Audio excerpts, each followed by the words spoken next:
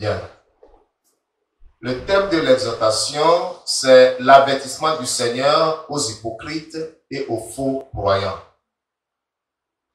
Notre verset clé, c'est-à-dire le verset que nous allons nous efforcer de mémoriser et sur lequel est basée l'exhortation, est tiré de Luc chapitre 3 au verset 9 qui dit « Déjà même la cognée est mise à la racine des arbres.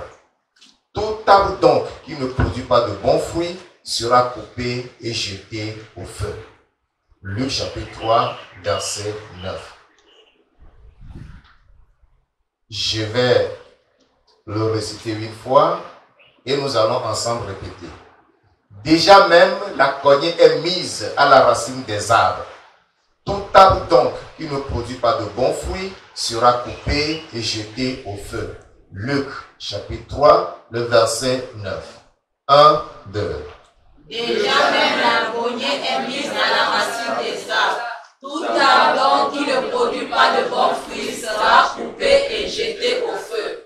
Luc 3, verset 9. Merci, que Dieu vous bénisse. Amen. Nous lisons le texte maintenant dans Luc chapitre 3 du verset 7 au verset 14. Luc chapitre 3 verset 7 au verset 14. Je lis la parole de Dieu. Il disait donc à ceux qui venaient en foule pour être baptisés par lui, race de vipères, qui vous a appris à fuir la colère à venir? Produisez donc des fruits dignes de la repentance et ne vous mettez pas à dire en vous-même, nous avons Abraham pour père.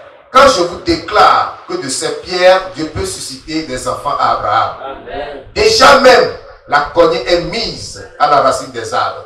Tout arbre donc qui ne produit pas de bons fruits sera coupé et jeté au feu. La foule l'interrogeait disant, que devons-nous donc faire? Il leur répondit que celui qui a 2 tuniques partage avec celui qui n'en a point et que celui qui a de quoi manger agisse de même. Il vint aussi des publicains pour être baptisés et ils lui dirent, Maître, que devons-nous faire? Il leur répondit, n'exigez rien au-delà de ce qui vous a été ordonné. Verset 14, des soldats aussi lui demandèrent, et nous, que devons-nous faire? Il leur répondit, ne commettez ni extorsion ni fraude envers personne et contentez-vous de votre solde. Amen. Amen. Ici, nous sommes en présence du ministère de Jean-Baptiste. Il prêchait la repentance et baptisait ceux qui recevaient son message dans le Jourdain.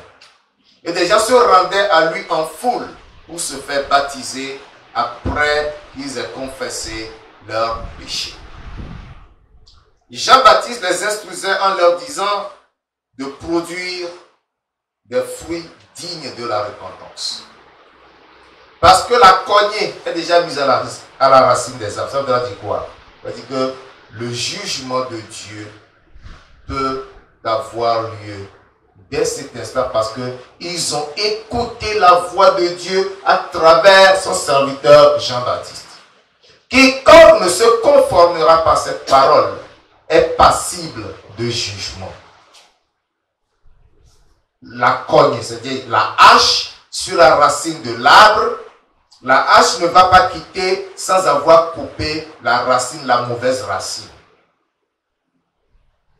La cognée est mise à la racine des arbres et tout arbre qui ne produit pas de bons fruits sera coupé et jeté au feu. Ce qui voudra dire que tous ceux qui agiront de façon hypocrite, tous ceux qui feront le faux, seront retranchés et jetés en enfer. C'est ça qu'on appelle la damnation. À partir de ce texte, nous pouvons remarquer que des gens viennent à Christ par suivisme ou par conformisme. Ça voudra dire quoi? Ils suivent les autres y vont, les autres le font, eux aussi y vont et ils le font sans aucune conviction, sans sincérité, sans sérieux. Ces gens sont des faux. D'autres encore sont des hypocrites. Quand ils sont avec les chrétiens, ils sont chrétiens, mais quand ils sortent là où il n'y a pas de chrétiens, ils se conforment à ceux avec qui ils vivent. Mais Jean-Baptiste est en train de dire ici que l'acte que vous posez en vous repentant de vos péchés, en vous faisant baptiser, est un acte dont Dieu est ordonnateur. Et ce n'est pas devant lui, Jean-Baptiste, que vous le faites, mais c'est devant Dieu. Et que Dieu vous voit. Si votre vie n'est pas conforme à l'acte que vous posez, à la décision que vous prenez, vous êtes alors coupable, vous êtes condamnable. Alléluia. Amen. Toi qui m'écoutes, il faut que tu te poses la question de savoir si tu es réellement une nouvelle créature, si tu es réellement un enfant de Dieu, né de nouveau. La repentance dont nous parlons, ce n'est pas une repentance falsifiée. Jean-Baptiste parle d'une repentance véritable et sincère. C'est pourquoi ses réponses aux différentes catégories de personnes qui étaient allées vers lui, ces réponses ont été systématiques. Lorsque les publicains sont allés, les collecteurs d'impôts, c'est-à-dire les agents du ministère des Finances, ceux-là qui prélèvent les taxes, ceux-là qui prélèvent les impôts, ils sont allés vers lui pour lui demander et pour se faire baptiser. Ils lui ont posé la question, que devait-il faire? Il leur a répondu, n'exigez rien au-delà de ce qui vous a été ordonné. Jean-Baptiste les connaissait, Dieu les connaissait. Il savait que ce sont des gens qui, lorsqu'ils sont sur le terrain pour travailler, au lieu de servir l'État, ils se servent eux-mêmes. Cela voudra dire quoi? Soit c'est la négociation, soit c'est l'abus. On négocie avec le client, avec le citoyen qu'on a en face de soi. Il donne moins de ce qu'il doit donner et ça rentre dans la poche du fonctionnaire, ou bien le fonctionnaire exige de ce citoyen plus que ce qu'il doit. Il prélève la partie de l'État et le reste rentre dans sa poche. C'est pourquoi Jean a répondu en disant, n'exigez rien au-delà de ce qui vous a été ordonné. Alléluia. Ce qui voudra dire que n'importe qui peut se convertir à Christ et mener une vie juste. Alléluia. Amen. Il n'y a aucun métier qui puisse te priver de la vie chrétienne. C'est parce que moi je suis collecteur d'impôts, c'est parce que moi je suis employé du ministère des Finances que je ne peux pas, parce que chez nous c'est la corruption, chez nous c'est la tricherie, mais c'est toi-même qui travailles et c'est ton âme qui a besoin d'être sauvée. Et donc ce que tu as fait pour que ton âme soit sauvée, tu le connais, tu le sais. C'est ce que le Seigneur veut dire ici. D'autres catégories de personnes sont allées. Des soldats, c'est-à-dire des militaires. Il dit, ou des gendarmes. Il dit, des soldats aussi lui demandèrent, et nous, que devons-nous faire? Il leur répondit, ne commettez ni extorsion ni fraude envers personne, et contentez-vous de vos soldes. Alléluia. Amen. Voilà une autre catégorie de personnes aussi. Le sifflet à la bouche, à la roue. On dirait qu'à la formation, on leur apprend seulement à siffler. Il leur dit, n'embêtez pas les pauvres citoyens. Ne commettez pas de fraude, pas d'extorsion. Ne les escroquez pas. Vous avez votre solde, c'est-à-dire vous avez un salaire, aimez votre salaire, contentez-vous de votre salaire.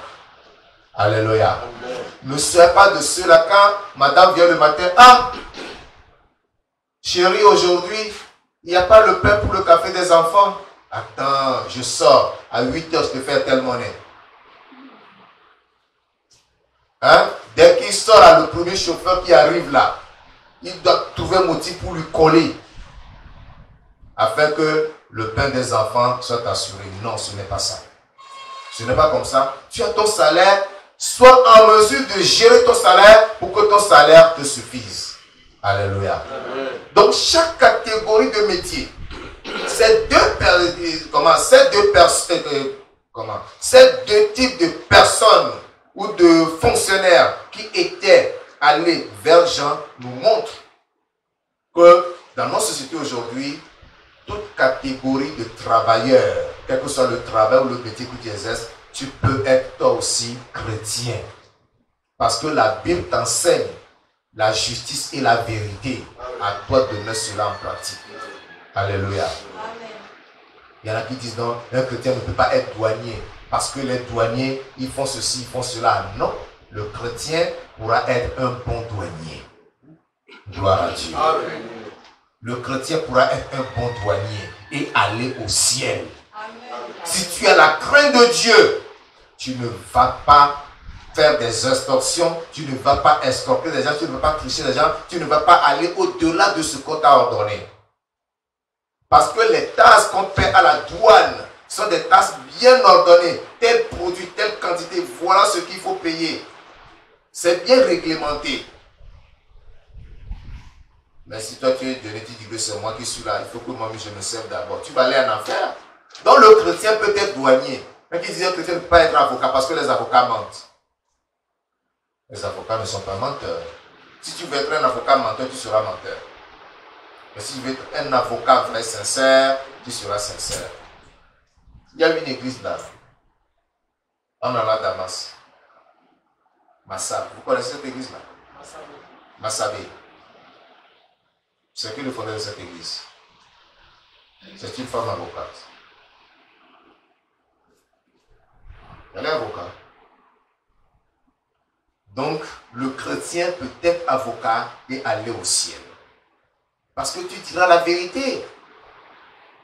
Tu vas amener le client à te dire toute la vérité sur ce qu'il a fait. Et toi, tu plaideras selon la vérité que le client t'a dit. Tu vas supplier s'il est coupable, tu vas supplier qu'on enlève sa peine, c'est tout. Tu ne vas pas dire ne l'a pas fait. Alléluia. Amen. Donc, tout métier. Il n'y a pas de métier qui soit sans risque. Tous les métiers ont des risques. Mais en tant que chrétien, à toi d'annuler ces risques. Alléluia.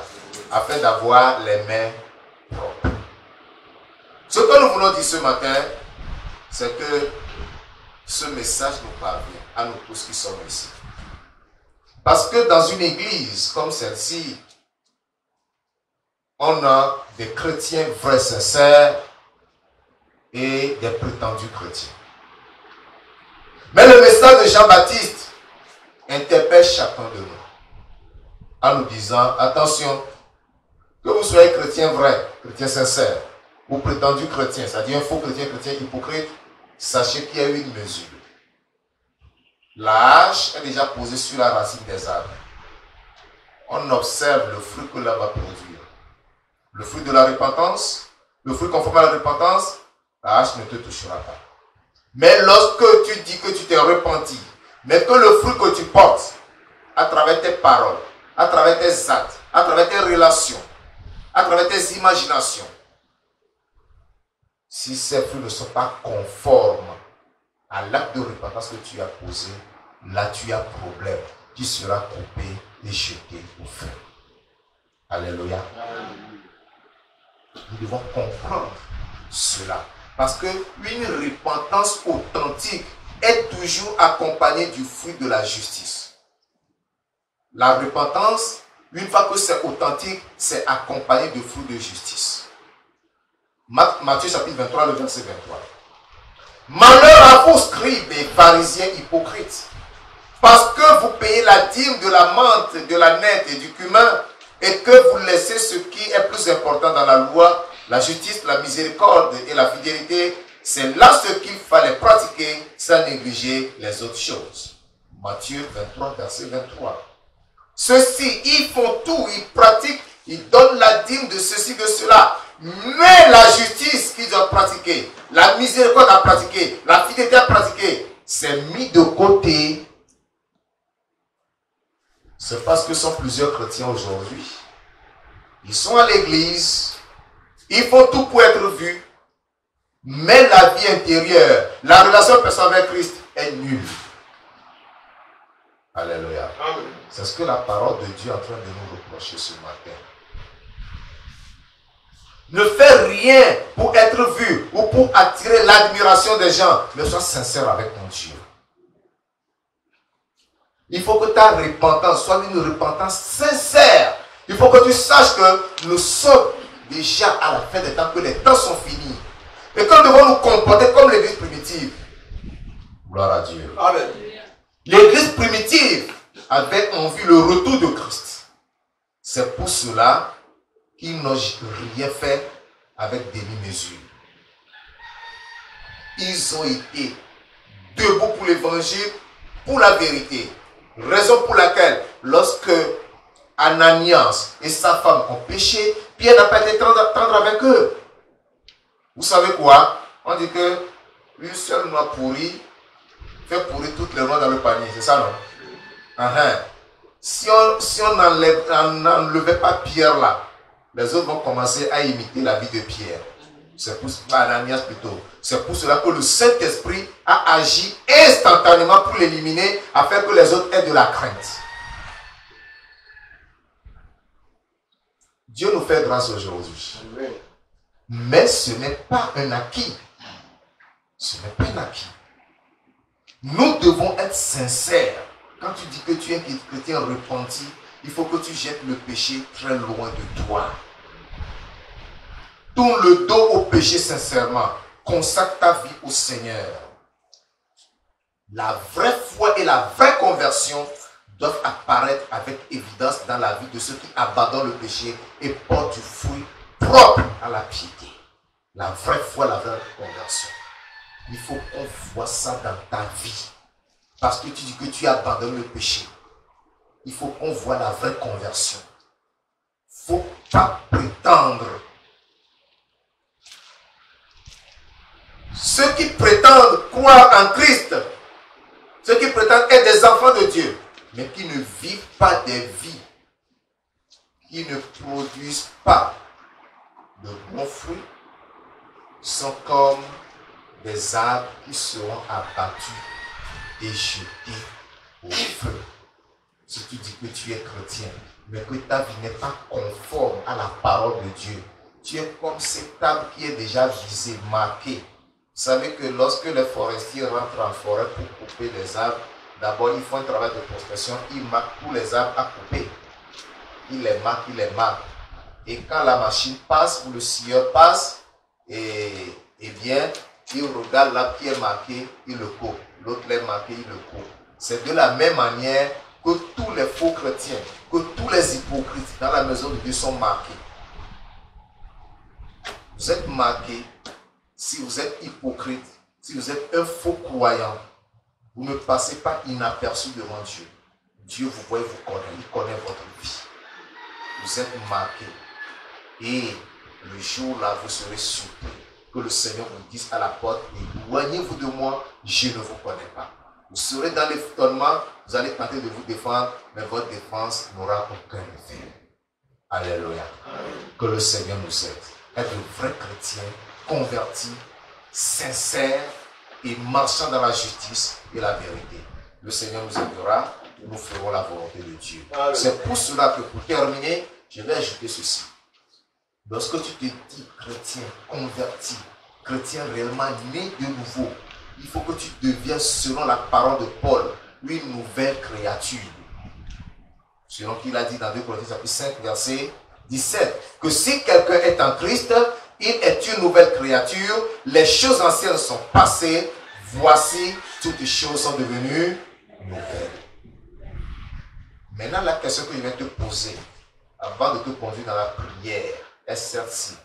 Es-tu réellement une nouvelle créature? Y a-t-il une différence entre ta vie présente et ta vie passée? Les péchés qui étaient nommés et reconnus dans ta vie, avant que tu ne viennes à Christ, ces péchés existent-ils encore? Si ces péchés sont encore là, mon frère, tu n'as pas encore traversé cette ligne de démarcation qui fait la différence entre l'ancienne vie et la nouvelle. Il te faut retourner ce matin, prendre la décision et traverser avec sérieux, avec sincérité, cette ligne pour dire, Seigneur, je viens à toi aujourd'hui, j'abandonne l'ancienne vie, je veux être une nouvelle créature, donne-moi la grâce d'être une nouvelle créature. Alléluia. Amen. Nous allons prier. Tu vas parler au Seigneur du fond de ton cœur ce matin. Si le mensonge qui était en toi est encore là, tu n'as pas encore traversé la ligne de démarcation. Il te faut traverser la ligne de démarcation. Si l'hypocrisie qui était encore en toi est encore présente, alors que tu te dis chrétien ou chrétienne et que tu vas à l'église, tu présentes un visage à l'église, un autre visage en dehors de l'église, c'est l'occasion pour toi de te repentir sincèrement. Parle au Seigneur ce matin. Que chacun rentre au-dedans de soi. Que toi-même tu parles à Dieu du fond de ton cœur. Si aujourd'hui vous entendez sa voix, n'endurcissez pas vos cœurs comme le jour de la révolte dans le désert.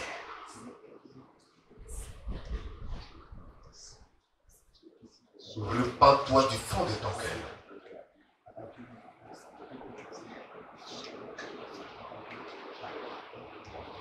Confesse et abandonne tes péchés.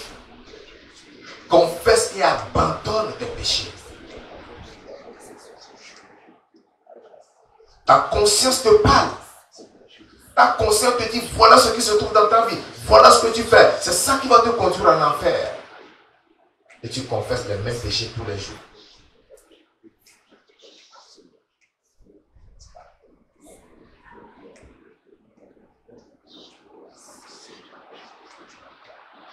Tu vas te repentir et porter du fruit digne de la repentance. Chacun s'est dit, ce n'est pas vous qui m'avez choisi, mais moi je vous ai choisi et je vous ai établi afin que vous alliez et que vous portiez de fruits et que votre fruit demeure. Est-ce que tu portes de fruits? Est-ce que ton fruit pourra demeurer? Qu'en fais-tu? Le mauvais fruit ne pourra pas demeurer.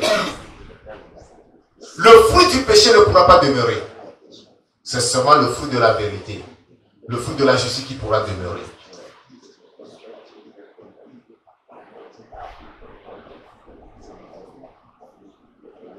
Tu dois porter de bons fruits.